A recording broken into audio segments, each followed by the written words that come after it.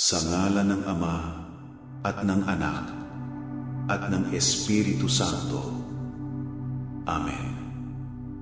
Kapatid, huminga ka ng malalim. Isa pa.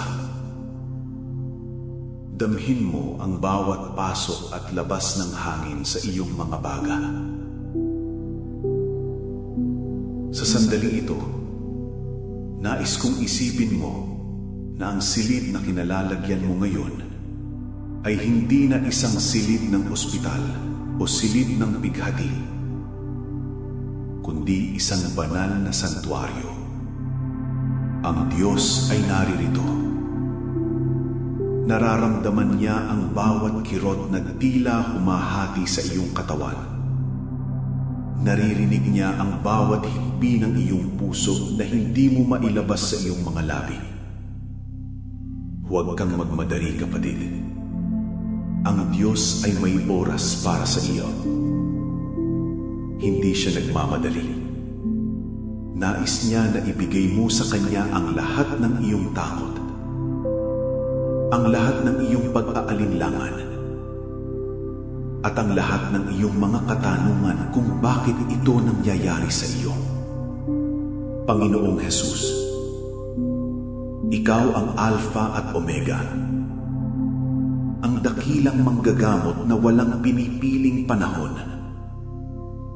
Lumalapit kami sa iyong lukna ng awa ng may buong pagpapakumbaba. Kinikilala namin na kami ay alabok lamang, marupok at madaling mabuwal kung wala ang iyong lakas. Lord, bago namin hilingin ang himala ng kagalingan para sa aming mga laman, isinasamo namin ang iyong banal na kapatawaran. Patawarin mo kami sa aming mga pagkakasala, sa isip, sa salita, at sa gawa. Patawarin mo kami kung mas pinili naming makinig sa ulat ng mundong ito kaysa sa iyong ulat ng buhay. Patawarin mo kami kung hinayaan naming mamugad ang galit at bait sa aming mga dibdib. Ngayon, Panginoon, sinisiyasat namin ang aming puso. Mayroon bang mga taong hindi namin mapatawad? Mayroon bang mga sugat ng nakaraan na naging lason na sa aming espiritu? Sa iyong banal na pangalan, Jesus, pinipili naming magpatawad ngayon. Pinapatawad namin ang mga taong nanakit sa amin, ang mga taong nangiiwan sa amin sa gitna ng laban, at ang mga taong nagdulot ng sugat na hindi na nakita ng iba. Binibitawan na namin ang lason ng kapaitan. Hugasan mo kami, Lord, ng iyong banal na dugo. Gawin mong malinis ang aming konsyensya. Alisin mo ang anumang espiritual na hadlang na nagpipigil sa daloy ng iyong kapangyarihan. Tinatanggihan namin ang espiritu ng katakutan, ang takot sa diagnosis, ang takot sa kamatayan, ang takot sa kinabukasan ng aming pamilya. Pinalalayas namin ang takot na iyan sa pangalan ni Jesus, sapagkat ang iyong pag-ibig ay nagpapalayas ng lahat ng katakutan. I-relax mo ang buong katawan, mula sa aming noo, sa aming mga balikat, sa aming dibdib, hanggang sa dulo ng aming mga paa. Hayaan mong ang iyong banal na kapayapaan na lampas sa lahat ng pag-unawa ang siyang maghari sa aming buong pagkatao. Handa na kami, Panginoon. Kami ay malinis na sigla na ngayon, handang tumanggap ng iyong dakilang haplos. Manatili ka sa amin, Jesus. Amen. Sa sandaling ito, Panginoong Jesus, Ipinapatong namin ang aming mga kamay sa espiritual na paraan sa bawat bahagi ng aming katawan na may karamdaman. Ikaw ang Divine Architect. Ikaw ang lumikha sa amin. At alam mo kung paano kami aayusin. Inuutusan namin sa bawat selula, bawat tissue, at bawat organ na bumalik sa iyong banal na disenyo ng kalusugan. Mula sa tuktok ng aming ulo, Lord, ayusin mo bawat ugat at bawat bahagi ng aming utak. Sa mga dumaranas ng stroke, neurological disorders o Alzheimer's, inuutusan namin ang bawat neurotransmitter na gumana ng tama. Tunawin mo ang bawat blood clot. Sa mga may tumor o bukol sa ulo, sa init ng iyong banal na espiritu, tunawin mo sila ngayon din.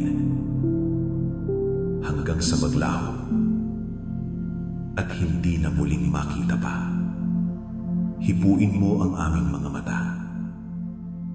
Ibinalik mo ang paningin sa bulag. Kaya ibalik mo ang linaw ng aming mga mata. Alisin ang katarata at glaucoma. Hipuin mo ang aming pandinig. Buksan ang mga saradong tainga. Bumaba ka sa aming mga baga. Ikaw ang nagbigay ng hininga kay Adan. Hingahin mo ng bagong buhay ang mga bagang ito. Alisin mo ang pneumonia, tuberculosis, asthma, at lahat ng bakas ng virus o cancer sa baga. Paluwagin mo ang paghinga namin, Lord. Hayaan na bawat hininga namin ay maging hininga ng iyong tagumpay. Hipuin mo ang aming puso, ang sentro ng aming pisikal na buhay. Ayusin mo bawat valvula, bawat artery, at bawat ugat. Linisin mo ang aming dugo mula sa kolesterol at anumang bara. Sa mga may mataas na blood pressure, inuutusan namin ang aming puso na tumibok ayon sa iyong banal na ritmo. Linisin mo ang aming dugo mula sa leukemia, anemia, at lahat ng uri ng toxins.